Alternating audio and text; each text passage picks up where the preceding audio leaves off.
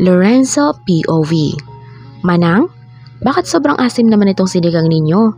Saka, bakit sobrang dami naman ng kangkong at okra nito? Inubos niyo pa ba lahat ng sinigang mix at ang mga gulay para ilagay dito? Tanong ko dito. Sir, gusto ko kasi ni Buntis na kumain ng sinigang at gusto niyang sobrang asim. What? Sinong Buntis na pinagsasabi mo, Manang? Gulat kong putol nitong saad nito. Sir, si Ma'am Eliza po. Ang ibig ko mong sabihin, ang akala ko'y alam niyo na po ang kalagayan niya, sir. Takang tanong nito sa akin. Wala akong alam, Manang. Saka, kung alam ko kung bakit naman ako magugulat at magtatanong pa, diba? Wika ko dito. Kumain na ba siya nito? Tanong ko dito. Opo, kumain na po siya. Madami nga po siyang kinain ngayon eh. Saka, mata ko siya sa sabaw po na maasim kaya hinayaan ko lang siya sa gusto niya. Saad pa nito. Ganoon ba? Ganoon ba? Ilang buwan na daw? Tanong ko dito. 1 buwan pa lang daw po, sir. Wika naman ito. Sige, kakausapin ko muna siya, Manang. Baba ako ulit para kumain ako ng lunch. Anyway, lutuan nyo na lang ho ako ng soup. Saka pritong isda. Iyon na lang ang tanghalian ko. Madalian lang iyon para di na kayo magahol. Saad ko dito. Sige sir, ako na ho ang bahala dito. Wika nito sa akin, saka naman ako tumayo at lumabas ng komedor, saka ako umakyat sa hagdanan para tumungo sa silid ni Eliza. Nadatnan ko itong tulog. Sobrang himbing ang tulog nito. Kahit pa nakaposas pa ang 2 kamay nito, sumungaw naman kaagad ang fondness sa mga mata niya nang makita niyang payapa itong natutulog. Nasaktan din siya sa nakitang pasasagilid ng labi nito at sa liig, gawa ng pagkakasakal niya dito. Hindi naman niya gustong gawin iyon sa asawa. Kaso, naunahan siya ng galit niya kapag nakikipagsagutan ito sa kanya, kaya nasasampal ko ito. In short, nasasaktan ko ito physically. May mga sinasabi din nito na alam kong nakakasakit sa damdamin nito, pero iyon nga, dahil naunahan siya ng galit, kaya nagiging ganoon siya. Marahan akong humakbang palapit sa kama nito, saka ako umupo at pinagmasdan nito habang tulog. Sa totoo lang, inaawa na siya sa asawa niya. Pero naunahan na din siya ng takot na baka tuluyan na nga siya nitong iwan, lalo na ngayon na sumubok na talaga itong tumakas sa kanya. Lorenzo, anong ginagawa mo dito?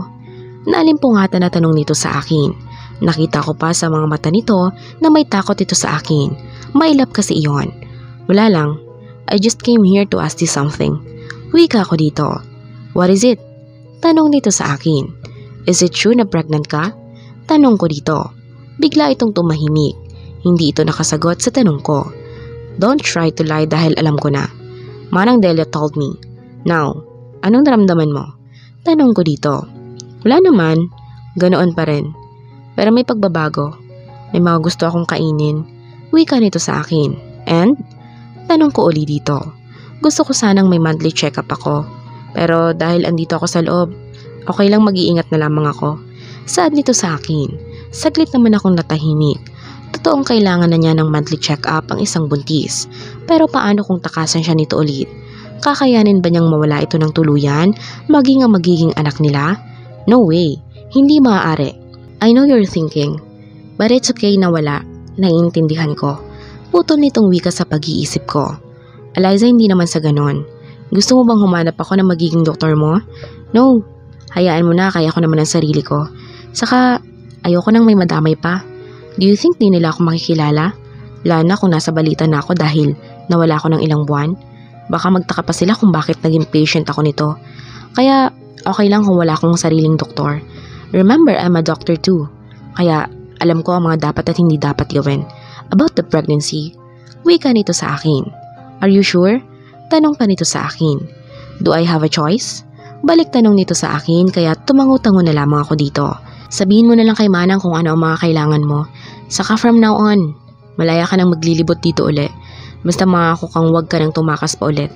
Lalo pa at may baby na sa tiyan mo, kaya bawal kang ma-stress at mapagod. Wika ko dito. Alam mo, nabawal akong ma-stress at mapagod? Bakit nagkaroon ka na ba ng karanasan about sa mga pregnant women? Tanong nito sa akin. Base sa nakikita at nababasa ko sa mga news, dapat daw hindi ka noon ang mararamdaman ng isang buntis habang nasa pagbubuntis pa ito. Wika ko pa dito. Saad nito. Anyway, lalabas na ako dito but before I forget, tatanggalan na kita ng puwasa sa kamay. And please, don't try to escape me again. Saad ko pa.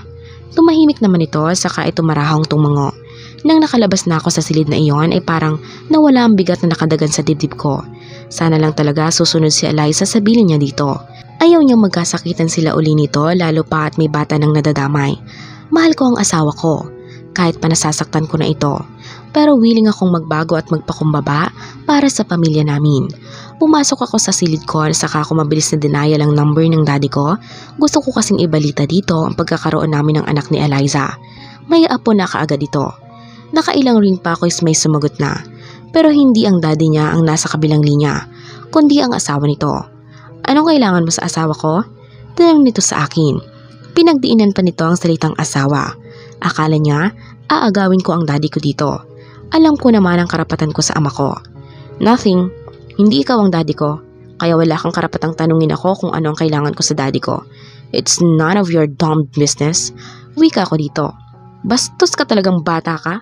It's because of you. Hindi ko kailangan ibigay sa iyo ang salitang respeto dahil maski ikaw wala ka noon. Kaya bakit ka maghahanap ng taong gustong rumispeto sa inyo? Gayong maski kayo wala naman niyon. Wika ko pa dito. Dumb you. Kaya ka lumaking bastos at walang galang dahil sa ina mong malandi at mga agaw. Huwag mong insultuhin ang mami ko dahil sa inyong dalawa, mas may respeto pa ang mami ko kaysa sa'yo. Saka kung sa inyong dalawa, si mami ang pipiliin ng daddy ko. Kasi kahit mali, pinaglaban pa rin kami ni daddy sa iyo.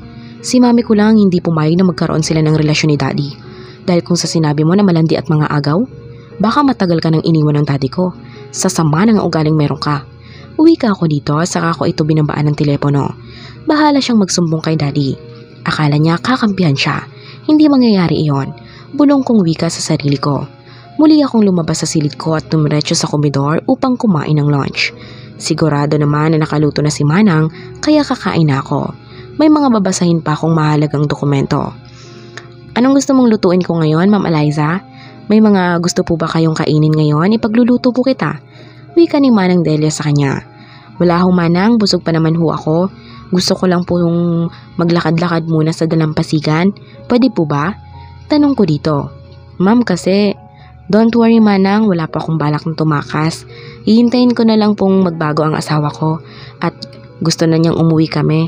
Saka kahit na umuwi na kami, gusto ko pa rin makasama siya Manang dahil mag-asawa na ho kami at may anak na. At ipapangako ko po din sa sarili ko na hindi ako magsusumbong sa mga pulis. Mahabang paliwanag ko dito. Sige po ma'am, sasamahan na ho kita para di po kayo maboring at may mautusan kayo. Saad nito sa akin. Sige po Manang, kung wala ho kayong gagawin, bakit hindi? Saad ko dito. Di na naman gaanong masakit sa balat ang init kasi papalubog na ang araw. Wala dito si Lorenzo. Mga 3 araw daw ito sa Maynila para asikasuhin ang bagong business na itinayo nito. Siyempre, suportado iyon ng daddy nito. Habang naglalakad kami ay biglang nagtanong sa akin si Manang. Ma'am Eliza, mahal na mahal niyo talaga si Sir ano? Kahit pa sinasaktan ka niya, hindi mo pa rin makuhang magalit sa kanya. Wika nito sa akin. Manang, kapag mahal mo ang isang tao, ganoon naman talaga iyon, di ba? Pikit ba't akong tinatanggap ang bad sides niya kahit pa mali na ito at nasasaktan ka na niya? But still, nagstay ka pa rin sa taong iyon. Pwede naman akong tumakas noon dito Manang kung gugustuhin ko talagang lumayo kay Lorenzo. Kahit pa maubos ang katawan ko sa pating ay ayos lang para makatakas lang ako kay Lorenzo. Pero hindi ko po ginawa dahil ang totoong nagmamahal ay marunong umintindi sa taong minamahal. Ganon po ang naramdaman ko kay Lorenzo. Naiintindihan ko po siya. May asawa na ho ba kayo Manang? Tanong ko dito. Oo meron ma'am. Kaso matagal na siyang namayapa. Maaga akong nabalo. Kaya ito namasukan ako. Saka hindi kami biniyayaan ng anak dahil may sakit ako. Pero ganoon pa man mahal pa rin ako ng asawa ko. Maski naman kami noon ma'am, may mga panahon din na nag-aaway kami ng mister ko. Lalo pa at lasing siya kada uwi ng bahay. At kapag binubungaan ko ito'y sinasaktan ako nito. Kaya nakaka-relate po ako sa naranasan ninyo sa mister ko. Na nakit din niyon. Pero may mga panahon din po ma'am na gusto ko nang sumuko at iwanan ito. Pero mas ginawa ko pa rin ang tama. Sinamahan ko siya hanggang sa huli. Saad nito sa akin. Wow Manang, may story ka rin ho pala sa pag-ibig na iyan? Tanong ko dito. I'm very amazed sa story ng buhay ni Manang Delia. Siguro ho, wala nang martir ngayon Ma'am Eliza. Pero mayroon pa rin tayo. Patuloy nitong saad sa akin. Hindi naman martir ang tawag doon Manang. Mahalang natin sila. Wika ko dito. Tumatawa na lamang ito habang naglalakad kami sa dalampasigan ay may lumapit sa amin na tauhan ni Lorenzo. May dala itong telepono. Ma'am Eliza, excuse me po. Wika nito sa akin. Bakit kuya? Tanong ko. Kakausapin ka raw ho ni bossing. Wika nito sa akin. Ganoon ba? Sige. Saad ko. Mabilis namang inabot ng lalaki ang telepono sa akin saka ko sinagot ang tawag. Yes, Lorenzo? Wika ko. Nasa mall ako ngayon, anong gusto mong bilhin ko? May mga gusto ka ba? Tanong nito sa akin. Green grapes ang gusto ko, saka green apple, please. Wika ko dito. Sure, ibibili kita. Iyon lang ba? Tanong pa nito. Ikaw na ang bahala sa iba, basta walang bawang sa pagkain ko, okay lang. Wika ko dito. So, kumusta ka naman? Tanong nito sa akin. Eto, naglalakad kami ni Manang sa dalampasigan. What? Bakit kanya hinayaang andyan? Sinabi ko ba sa kanya hindi ka pwedeng lumabas? Lorenzo, please. Just this one, saka huwag ka na magalit kay Manang dahil ako naman ang may kasalanan. Saka huwag ka mag-alala, hindi ka na ulit gagawin iyon ng tumakas. Saad ko dito. Bibigyan ko ito ng assurance para hindi ito magalit. Pero totoo namang wala akong balak na umalis. Gusto ko lang namang maglakad-lakad. I'm sorry, ayoko lang kasing umalis ka. Hindi pa ngayon. Saad nito sa kabilang linya. Ibig ba sabihin niyan may plano ka na ding umuwi na tayo? Masayang tanong ko dito. Umaasa pa rin ang puso ko na magsasabi ito ng oo. Yes, hindi naman kasi habang buhay na dyan ka lang. Lalo na magkakaroon na din tayo ng anak. Kaya naisip ko ding bigyan siya ng normal na buhay. Dito sa Manila. Wika nito sa akin sa kabilang linya. Salamat Lorenzo. Sige na, baka busy ka na dyan. Wika ko dito. Sige, bye na. Sa susunod na araw na ako uuwi dyan. Dahil marami pa akong gagawin dito. Saad pa nito. Sige, bye. I love you, Eliza. Ingat kayo ng baby natin. Wika nito sa akin. Namula naman kaagad ako. First time ko kasing marinig dito na mahal ako nito. Every time kasi kapag nagtatali kami, hindi ako tatalikuran nito, tutulugan ako kaagad nito. Sige, ibababa ko na ito. Wika ko na lamang.